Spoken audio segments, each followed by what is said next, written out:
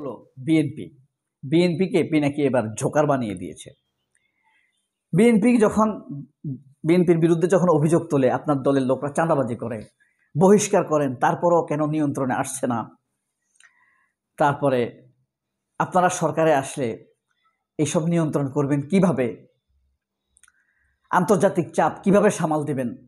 যত রকম প্রশ্ন করুক, বিএনপি একটা উত্তর দেয়, মানে উত্তরের আগে একটা কথা বলে, বিএনপি একটা বিশাল দল। যেই কথাই বলবে বিএনপি একটা বিশাল দল। বাংলাদেশের সিনেমায় একজন জাম্বো ছিল, মনে আছে আপনাদের? জাম্বোর একটা বিশাল দেহ ছিল না?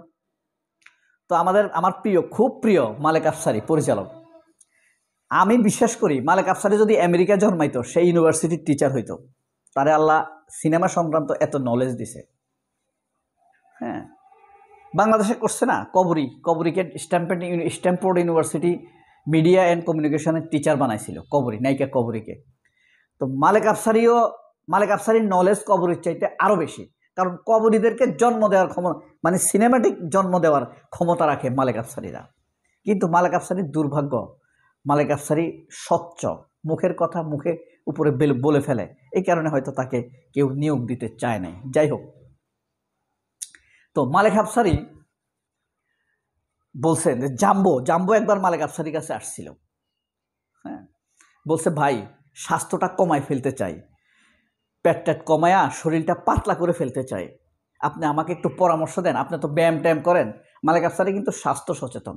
তার বয়স 70, বোঝা যায় না, এখনও যথেষ্ট, মনে হয় যেন 45। সত্যিকার অর্থ, আপনি তাকে যখন সরাসরি দেখবেন আপনার কাছে মনে হবে 45 বছর। তার গ্লেজ, চেহারা, সুরত অনেক সুন্দর। আর সে কিন্তু পোশাকে আশাকে যথেষ্ট স্মার্ট চলতে পারে, কিন্তু চলে না, স্মার্টনেসটা সে বুঝে, এটা হলো বড় বিষয়।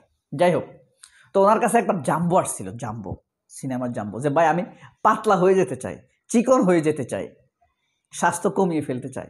তখন মালেক আফসারী তাকে একটা কথা বলছিল, তুমি যদি স্বাস্থ্য কমাই ফেলো, তোমাকে আর কেউ দেখবে না সিনেমাতে,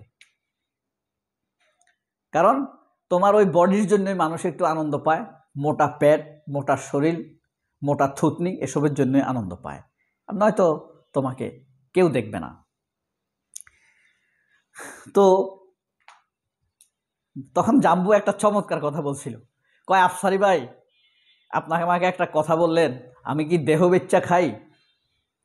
তখন আফসারী ভাই বলে, আরে ভাই, তুই যদি মেয়ে হইতি তাহলে না তোকে এই কথা বলতাম। ওই সাংবাদিক একটা আছে না, খালেদ মহিউদ্দিন, সে এখন শরীর চেহারা বেচ্চা খায়। হ্যাঁ, যাই হোক, আমরা ওই কথা বলছি না। এখন যেটা বলতেছি সেটা হইলো, তখন জাম্বো যখন আফসোস করে বলল, আফসারী ভাই, আপনি আমাকে এই কথা বললেন, আমি কি দেহ বেচ্চা খাই? তখন আফসারী সাহেব বলছে যে, এই কথা তুমি যদি মেয়ে হইতা তাইলে আমি তোমাকে এই কথা বলতাম, কিন্তু আমি তো তোমাকে এই কথা বলি নাই। তোমার আসলে মানুষ তোমাকে দেখে এই জন্যই যে তুমি মোটা, অনুষঙ্গ, তোমাকে দেখলে একটু ব্যতিক্রম লাগে। তুমি শরীর কমাই ফেললে তোমাকে আর কেউ দেখবে না, তোমার আর মানুষের কাছে ভ্যালু থাকবে না। ঠিক একইভাবে আপনার বিএনপির আরেকটা কথা বলছিল, কয় শরীর এত মোটা থেকে কী লাভ? জাম্বু বলছে, শরীর আমার এত মোটা থেকে কী লাভ? এই শরীরের উপর তো আমার নিয়ন্ত্রণ নাই। আমি বসা থেকে দাঁড়াতে চাই কিন্তু শুয়ে যাই, আমি একটু জোরে হাঁটতে চাই কিন্তু বসতে মন চায়, অর্থাৎ শরীরের উপর আমার নিয়ন্ত্রণ নাই। এখন বিএনপি একটি বিশাল দল, কিন্তু এই দলের উপরে বিএনপির নিয়ন্ত্রণ নাই। সিলেটের একটি ভিডিও দেখিয়েছিল পিনাকি ভট্টাচার্য, এই তো হাজার হাজার কর্মী এই পিনাকি গান্ধীর সামনে, ফখরুলের সামনে, গরিবের গান্ধী। তো সে সবাই চিল্লাইতেছে, তার কথা কেউ পাত্তা দিতেছে না। আসলে বিএনপির মানে যারা রুট বিএনপি, মানে বিএনপি মিন্স বিএনপি মানে সেন্ট্রিস্ট রাইট, যারা লিবারাল ধার্মিক মানুষ, তারা মির্জা ফখরুলরে জোতার তলিতেও রাখে না। এখন দল করতে হবে, দলের শৃঙ্খলা রাখতে হবে, এ কারণে তারা মানে, কারণ এরা এখন আমাদের নেতা না, এদেশের মানুষের নেতা না। এরা হয়েছে কি ইন্ডিয়ান ওরিয়েন্টেড, সিপিবি ওরিয়েন্টেড। এদের কথাবার্তা কাজকর্মে আপনি সকল হিন্দুত্ববাদী, মোদিত্ববাদী, সিপিবির ওরিয়েন্টেড কাজকর্ম পাবেন। এরা জাতীয়তাবাদী, বিএনপির একটা লোককেও প্রমোট করে না দলের মধ্যে, একটা ছাত্র দলের লোককে ভালো পজিশনে আসতে দেয় না। যাই হোক, তো তার সামনে সবাই হাউকাউ করতেছে, তারা পাত্তা দিচ্ছে না, কথা শোনা। সে 5 মিনিট ধরে বলছে যে আমার কথা শুনো, আমার কথা শুনো, আমার কথা শুনো। কেউ শুনে না, কেউ শুনে নাই। সে থামাইতে পারে নাই। ওই যে জাম্বুর মতো অবস্থা হয়েছে। জাম্বু যে কইছে, ভাই আমার এত মোটা শরীর থাইকা কি লাভ যদি আমার নিয়ন্ত্রণ না থাকে শরীরের উপরে। এখন বিএনপির এত বড় দল, বড় হয়ে কি লাভ যদি নিয়ন্ত্রণ না থাকে। আপনার বহু টাকা কিন্তু ডাকাইতে নিয়ে গেছে, আপনার নিয়ন্ত্রণ নাই, তাহলে এই টাকা থেকে আপনার কোনো লাভ আছে না। আপনার অনেক সুন্দরী বউ কিন্তু আওয়ামী লীগের সন্ত্রাসীরা তুলে নিয়ে গেছে, এখন কোনো লাভ আছে আপনার? সেটা আপনার না, এখন সেই বউ এখন আপনার না। বিএনপি হয়েছে এখন এরকম, তারা এক একবার পিনাকি আসলেই তাদেরকে কার্টুন বানিয়ে দিয়েছে। কার্টুনটা কীরকম? তারা 31 দফার মধ্যে লিখছে পিনাকির কথা অনুযায়ী যে উচ্চকক্ষ নিম্নকক্ষ। এখন নিম্নকক্ষ কেন থাকে, উচ্চকক্ষ কেন থাকে? নিম্নকক্ষকে লাইনে রাখার জন্য উচ্চকক্ষ বা গণপরিষদ, প্রাদেশিক পরিষদ বলে না। তো আপনারা যদি কোনো ভুল করেন, নিম্নকক্ষ যদি কোনো ভুল করে, উচ্চকক্ষ সেটা শোধরাবে, চ্যালেঞ্জ করবে। কিন্তু বিএনপি চাইতেছে উচ্চকক্ষ তাদের নিয়ন্ত্রণ থাকবে, নিম্নকক্ষ তাদের নিয়ন্ত্রণে থাকবে। ওই গাছেরটাও খাবে, ওই গাছের নিচেরটাও খাবে। সবই যদি তোরা নিয়ন্ত্রণ করিস তাহলে 2 কক্ষ দরকার কি বেটা? দরকার আছে?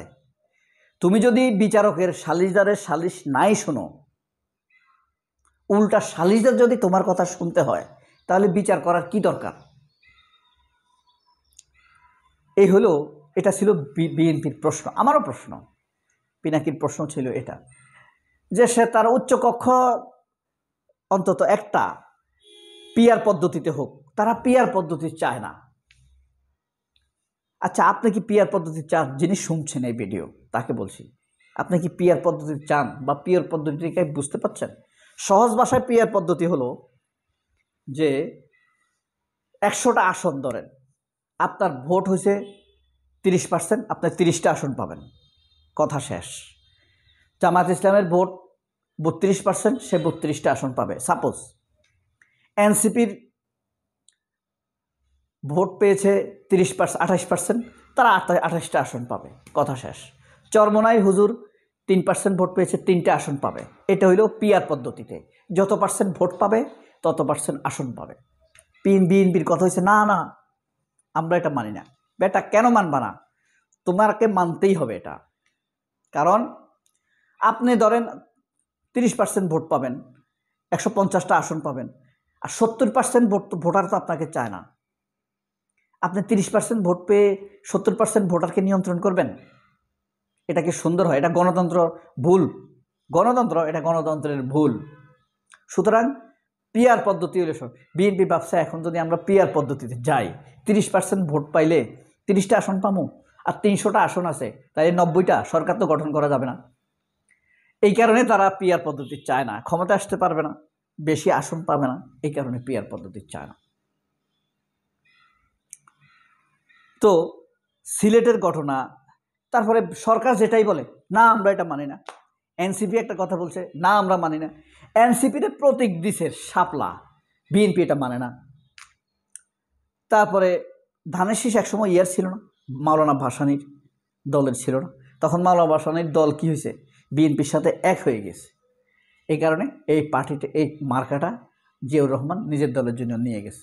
এখন বিএনপি ওদের শাপলা মানে না, জামায়াত ইসলামের পাল্লা মানে না, পিআর পদ্ধতি মানে না, সংস্কার মানে না, সুপুরিয়া মানে না, যা বলে মানে না। এরা ইন্ডিয়া ডিম পাড়ায়। সবাই অনেক ভালো থাকবেন। আল্লাহ হাফেজ, আসসালামু আলাইকুম।